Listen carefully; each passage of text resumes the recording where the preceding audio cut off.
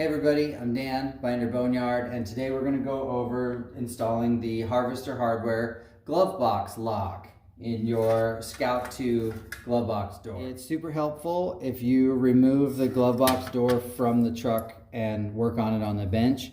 It's easy, just the 4 screws and the little catch rod, and then the door comes out. So first thing you got to do is get the latch off and the knob. So you'll start by removing the speed nuts. They're 3/8. Get them off there. Somebody's already monkeyed with this lock. There's a washer under here for some reason. But first step is to get those nuts off. And now you'll notice it's still stuck. So the next step is pulling it apart. So normally the latches don't come apart as easy as they did for me. It's because somebody's already been messing with this and I think they broke something or something. But this little slot that's in the side of the latch housing is how you access these wafers.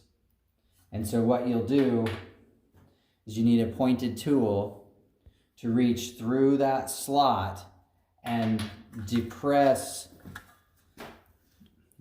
these wafers. And so as you reach through the slot, some people use a sharpened up screwdriver or a pick, or a paper clip even will work if you have the finger strength, and you will push those wafers in. Somebody put a washer on this one, so it's why it's doing what it's doing, but you can depress them. Let's get this washer off of here. Just like that. And then there's another washer here. That's the factory washer.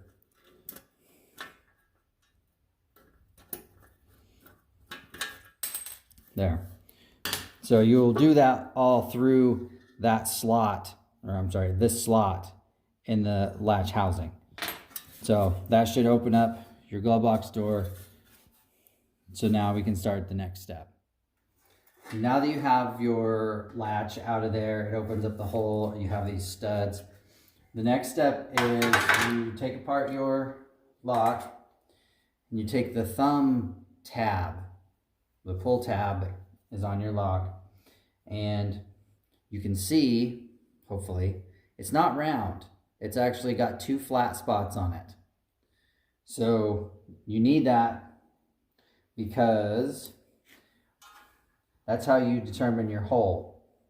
So you can see that we're going to have to open this hole up to fit your new lock. And it needs to be as centered as you can get it. So it's very important that your flats are top and bottom. It can be either way, whichever way you want that way, but it just has to be the flats on the top and the bottom.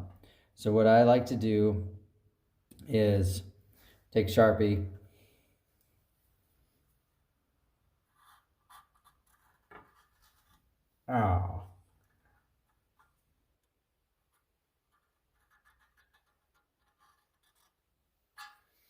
there. It's not rocket surgery, but you got to have a mark so you can make your hole.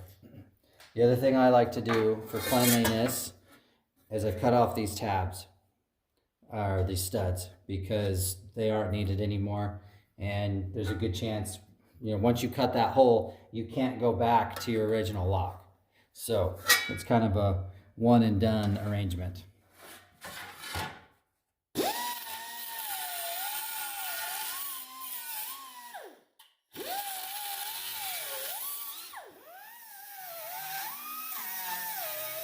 So after you cut off the studs, if you want, the next step is you take your favorite 70-year-old die grinder and you need to open up this hole to your Sharpie line that you made.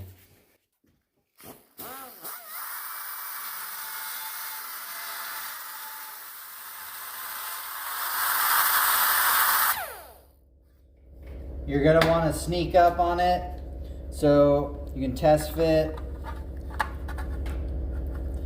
a little bit tight still. So needs just a little bit more opening up.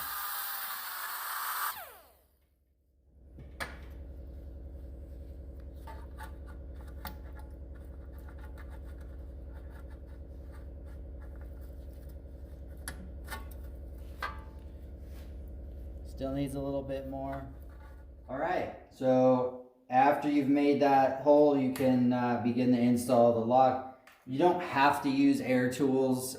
It's just what we have because it's what we use in the shop. If you have a Dremel, you could probably do the same thing. It might take you a little longer. They even make grinding discs for drills, so that might take a little bit too.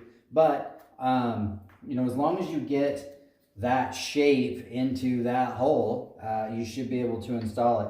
So now the next step is to put your thumb tab back on your latch, put it in where she goes.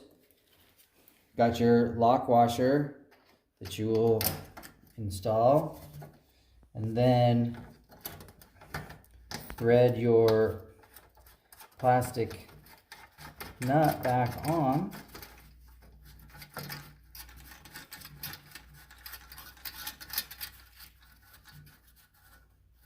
Until she's good and snug.